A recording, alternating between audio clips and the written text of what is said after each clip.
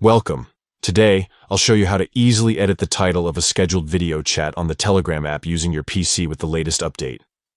First, open the Telegram app on your computer. Once you're in, go to the specific channel where you have your scheduled video chat. Next, locate the scheduled video chat event in that channel.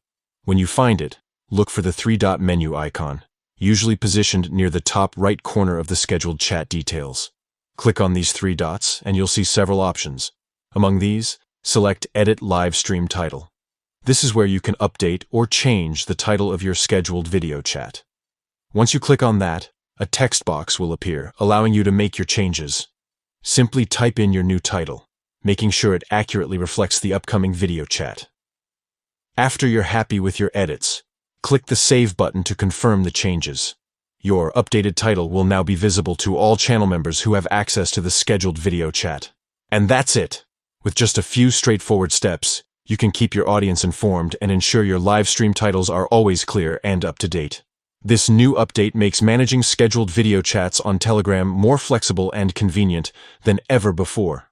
Give it a try next time you schedule a live video chat, and enjoy the smooth experience Telegram has built for its users on PC. Thanks for watching.